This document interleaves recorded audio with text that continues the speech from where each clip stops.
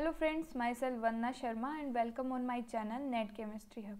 हमने chemical bonding के पहले भी क्वेश्चंस देखे। हम यहाँ पर ऑनलाइन टेस्ट के थ्रू क्वेश्चंस डिस्कस कर रहे हैं केमिकल बॉन्डिंग के। और आपको पता है केमिकल बॉन्डिंग का नेट के एग्ज़ाम में काफ़ी वेटेज रहता है, तो ये पार्ट क्वेश्चंस का सेकंड है।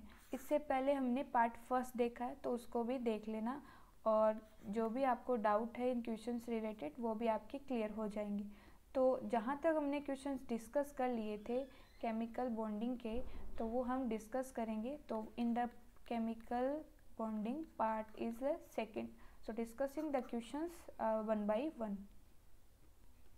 तो यहाँ से हमें क्वेश्चन को डिस्कस करना है। तो आपका टाइम स्टार्ट होता है। अब कीजिए क्वेश्चन को और बताइए क्या आंसर आता है। 20 सेकेंड के अंदर ही करना है। इससे क्या आपकी एक्यूरेसी आ जाएगी। इस टाइम ड्यूरेशन के अंदर आपकी एक स्पीड इंक्रीज होगी और क्वेश्चन करने से आपकी एक्यूरेसी भी आ जाएगी। तो इसलिए हमने यहाँ पर टाइमर लगा रखा है, जिससे कि आपकी स्पीड इंक्रीज हो और आप इसी टाइम के अंदर अपना आंसर देने की ट्राई करें। तो क्वेश्चन क्या है, the molecule C3O2 has a linear structure, this compound has. तो हमें बताना है इसमें कितने बॉन्ड है, सिग्मा और पाई। ये क्वेश्चन में दे रखा है। क्वेश्चन क्या है, नेट दिसंबर 2015 का है। तो पहले तो C3O2 को लेते हैं। इसकी स्ट्रक्चर हमें ड्रॉ करनी पड़ेगी। तो C 3 बॉन्ड है, 3 कार्बन है और 2 ऑक्सीजन है। तो इस तरीके से हमें बनाना पड़ेगा। तो यहाँ पर देख लो कितने सिग्मा है, 1 2 3 एंड 4। तो 4 तो कितने हुए सिग्मा। कैसे पता चला, तो एक डबल बॉन्ड में एक सिग्मा और एक पाई होता है, और 3 डबल बॉन्ड हो तो इसमें एक तो सिग्मा होता है, एक सिग्मा, बाकी रिमेनिंग 2 पाई हो जाते हैं। ठीक है, ये चीज़ आपको पता होगी, नहीं पता तो मैंने बता दी। तो 4 तो हो गए सिग्मा और पाई कितने हुए, 1 2 3 एंड 4। तो 4 ही पाई होंगे। तो हमें यही बताना था। तो 4 सिग्मा 4 पाई, आंसर क्या हो जाएगा, ऑप्शन 1। नेक्स्ट देखते हैं। नेक्स्ट क्वेश्चन आपकी स्क्रीन पर है। आपका टाइम स्टार्ट होता है। क्वेश्चन काफ़ी अच्छा है और ऐसा मैंने ऑलरेडी अभी फर्स्ट पार्ट में भी डिस्कस किया था। तो याद करना और अभी इस कॉन्सेप्ट को अप्लाई करना इसी टाइम के अंदर।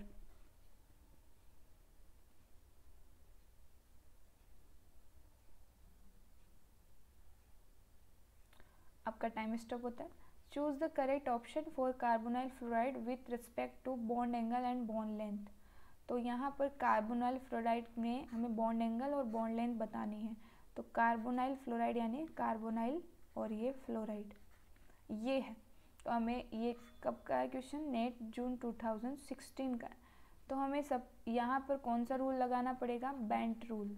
इम्पोर्टेंट है क्वेश्चन, आए पूछा हुआ है, तो ये टॉपिक काफ़ी इंपॉर्टेंट है। तो बेंट अगर नहीं आता रूल तो याद कर लेना, या फिर यहाँ से प्रैक्टिस देख रहे हो तो मैं यहाँ बता ही रही हूँ। कॉन्सेप्ट मैंने बता दिया था पार्ट फर्स्ट में, तो यहाँ अप्लाई करके देखते हैं। तो बेंट रूल क्या कहता है, Mauryan decrease the percent S character in hybrid orbital.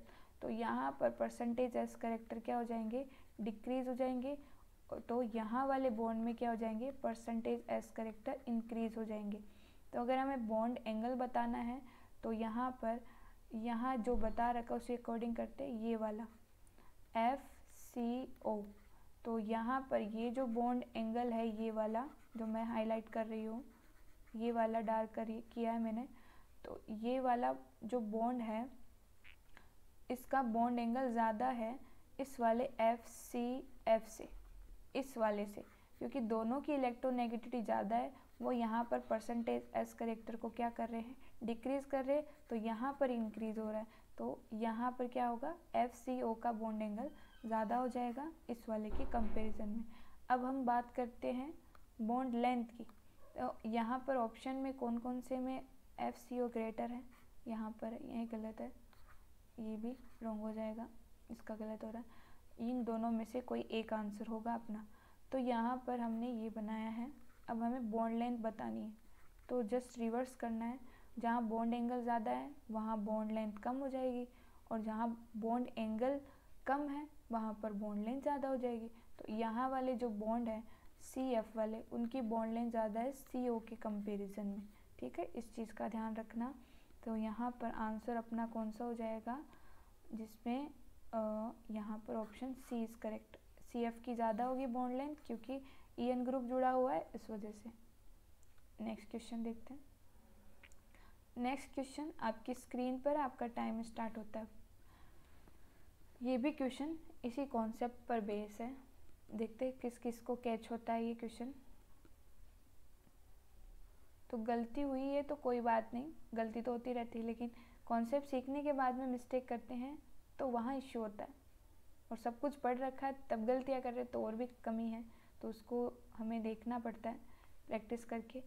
तो क्वेश्चन क्या है, ionisation energy of which of the molecule radical will be higher. तो यहाँ बताना है कि आयनाइजेशन एनर्जी किस रेडिकल में ज़्यादा है। कैसे देखोगे, पहले ये ले लो CF3 रेडिकल, फिर ले लो CH3 रेडिकल। तो यहाँ सिंपल सा यही है, बेंट रूल लगेगा। बेंट रूल वही, अब यहाँ पर क्या इलेक्ट्रोनेगेटिविटी ज़्यादा है तो ये इलेक्ट्रॉन क्या करेंगे, यहीं रहेंगे, यहीं पर अटैच रहेंगे, क्योंकि यहाँ पर एक फोर्स लग रहा है फ्लोरीन की तरफ से, बट यहाँ पर कोई ऐसा इफेक्ट नहीं है, तो ये इलेक्ट्रॉन फ्री है देने के लिए। लेकिन इसको बाहर निकालने के लिए हमें सबसे ज़्यादा एनर्जी लगानी पड़ेगी। तो इलेक्ट्रॉन को बाहर निकालना ही आयनाइजेशन एनर्जी होता है। तो सबसे ज़्यादा किस रेडिकल में होगी, CF3 वाले में, इसमें सबसे ज़्यादा हो जाएगी इसके कंपैरिजन में। ठीक है, इस तरीके से इसको करना था। नेक्स्ट लेते हैं। नेक्स्ट क्वेश्चन कीजिए, आपकी प्रैक्टिस है अच्छे से। इसमें सभी का हाइब्रिडेशन बताना है हमें कि किसका क्या हाइब्रिडेशन होता है।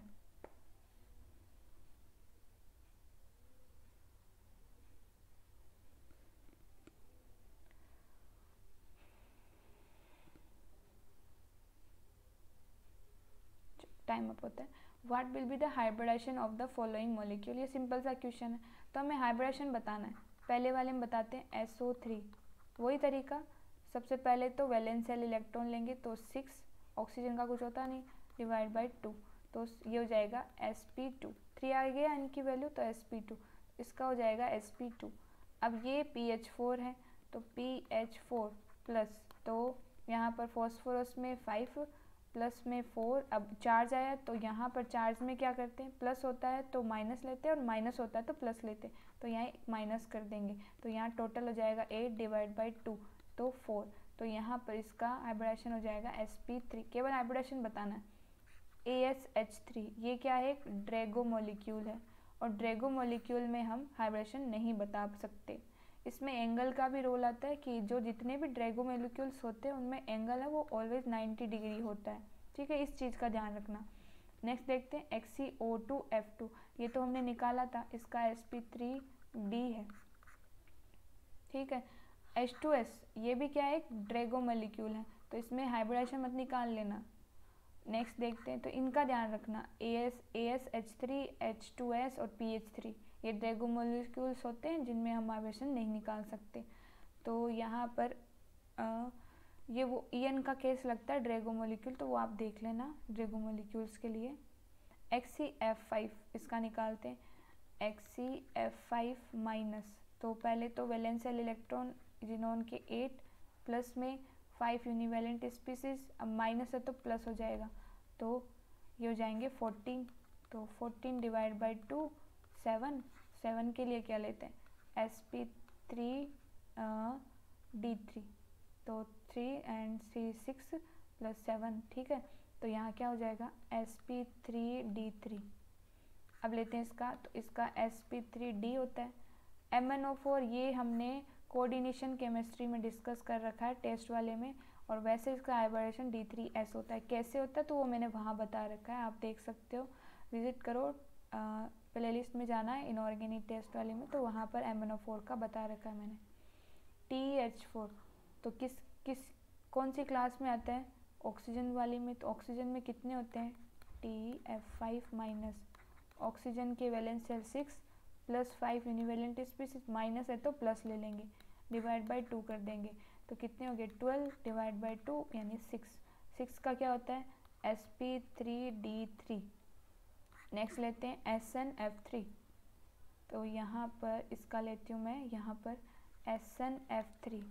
तो पहले तो हमें स्ट्रक्चर बनानी पड़ेगी इसमें, तो यहाँ पर कौन सा सेंट्रल एटम होगा जिसकी साइज़ बड़ी और EN कम हो, साइज़ तो हो बिग, और En हो लेस, वो होगा central atom. Nitrogen central atom नहीं होगा, सल्फर होगा क्योंकि इसकी En लेस है, तो सल्फर बना दिया हमने सेंट्रल एटम। इससे जोड़ दो आप 3 फ्लोरीन एटम और ऊपर जोड़ दो आप नाइट्रोजन, इस तरीके से 3 बॉन्ड बनाता है नाइट्रोजन। तो अब यहाँ पर आप वाइब्रेशन निकाल लो, number of sigma bond 1 2 3 and 4, तो यहाँ पर क्या हो जाएगा इसका sp3, ये हो जाएगा sp3 हाइब्रिडाइजेशन। इस तरीके से हम इसका निकालते हैं। नेक्स्ट और लास्ट क्वेश्चन है ये केमिकल बॉन्डिंग का। कीजिए क्वेश्चन को, टाइम चल रहा है आपका। ये वैसे हमने OMC में देखा था, लेकिन मैंने इसको इसमें इंक्लूड किया है क्योंकि थोड़ा वेरिएशन भी आना चाहिए ना केमिकल बॉन्डिंग्स में। हाँ, आपका टाइम अप होता है। नेट दिसंबर 2016 का है। द ज्योमेट्री ऑफ ReH9 2-, तो यहाँ पर क्या है, सराउंडिंग एटम 9 है और 9 के अंदर जो ज्योमेट्री हम लेते हैं वो है ट्राइकेप ट्राइगोनल प्रिज्म। तो ये कुछ ज्योमेट्रीज होती है जो मैंने टेलीग्राम पर भी डिस्कस कर रखी है आप लोगों के लिए। मैंने कोऑर्डिनेशन 1 2 3 सारे ही इंक्लूड कर रखे, जो इम्पोर्टेंट है वो सारे उस टेलीग्राम चैनल पर डाल रखे हैं, तो आप विज़िट कीजिए वहाँ पर, क्योंकि उस पर भी क्वेश्चंस प्रॉब्लम सोल्व करवा रखी है। गेट के भी हैं वहाँ पर, नेट के भी और IIT JEM के भी हैं। तो जो टेलीग्राम चैनल है वो भी इसी नेम से है, नेट केमिस्ट्री हब। तो विज़िट कीजिए और क्वेश्चंस अपनी प्रैक्टिस कीजिए वहाँ पर। फाइल्स में आपको सब कुछ मिल जाएगा और नोट्स वाले टॉपिक्स भी वहाँ पर दे रखे हैं। तो आई थिंक आपके लिए लेसन, ये प्रैक्टिस सेशन अच्छा रहे। So thanks for watching and thank you. Keep smile, keep study with net chemistry hub. Session को लाइक ज़रूर कर देना। Okay, thank you.